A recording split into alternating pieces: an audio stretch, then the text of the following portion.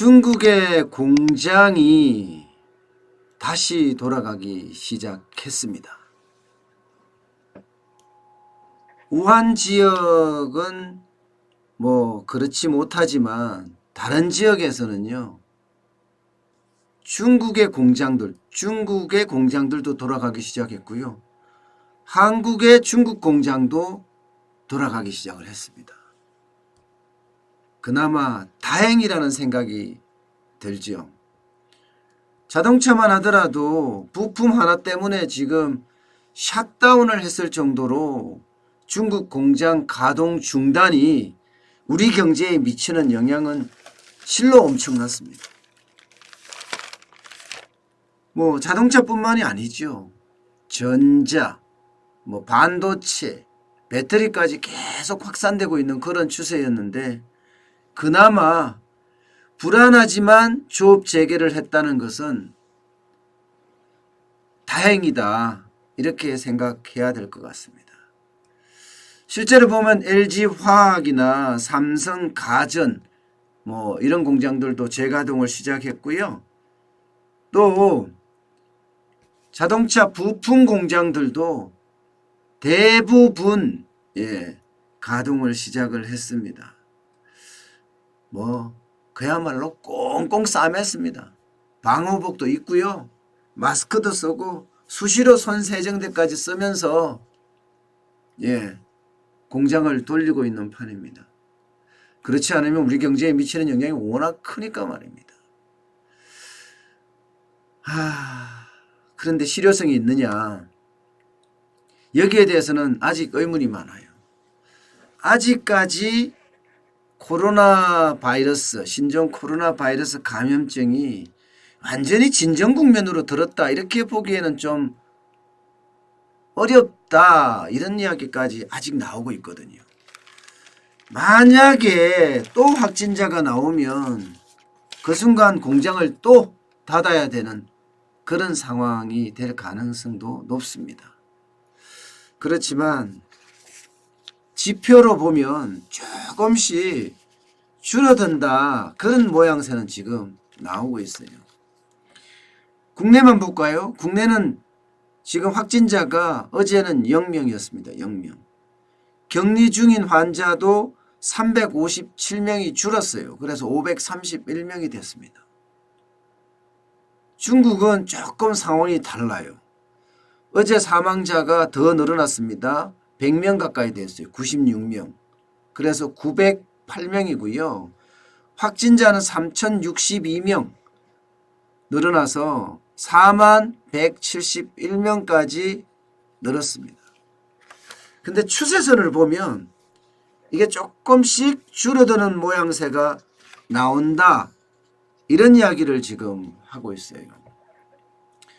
왜냐하면 후베이성을 제외하고는요, 그 중국 국내 확진자가 444명 증가하는 데 그쳤거든요. 지난 2일만 하더라도 890명씩 확 늘어났거든요. 444명이면 절반으로 줄어든 수치잖아요. 그래서 좀 줄어든다, 진정 국면이다, 이런 말이 나오는 거예요. 게다가 의심 환자도 후베이성을 제외하면요, 지난 6일에는 하루 2211명이었습니다. 그런데 9일에는 1736명이에요. 그러니까 의심 환자도 지금 줄어드는 그런 모양새예요. 게다가 춘제 연휴가 9일로 끝났잖아요. 끝난 게 사실상은 일주일을 연장해서 쉬었단 말이에요. 그래서 앞으로 이 신종 코로나 바이러스 감염증 확진자가 대폭발로 일어나기는 이제는 지나간 것 아니냐, 이런 이야기가 솔솔 나오고 있습니다. 솔솔. 쉽게 말하면 위험한 시기는 지났다, 뭐 이 정도요. 그러나 안심할 단계는 절대로 아닙니다. 저는 중국 내도 마찬가지고 국내도 마찬가지입니다. 뭐 1억 명 이상 해외로 갔던 사람들, 또 타지로 갔던 사람들이 다시 돌아가고 있고, 또 이제 공장도 재가동이 되기 시작하면 또 많은 사람들이 몰려들 거란 말이에요. 그러면 각지에 온 사람들이 또 어울립니다. 그중에 한두 사람이라도 감염자가 있다면 이게 다시 창궐을 할 수도 있고요.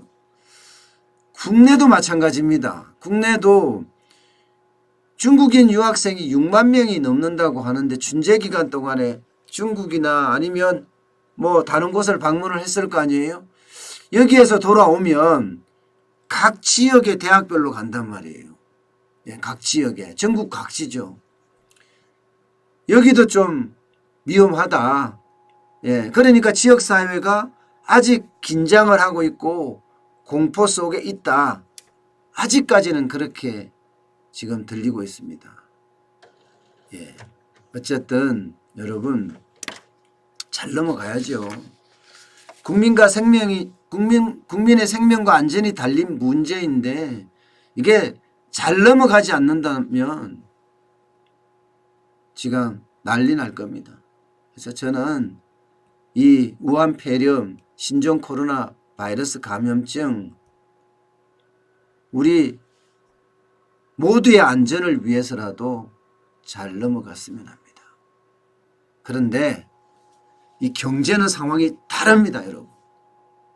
경제는 이미 큰 충격파들이 지금 오고 있습니다.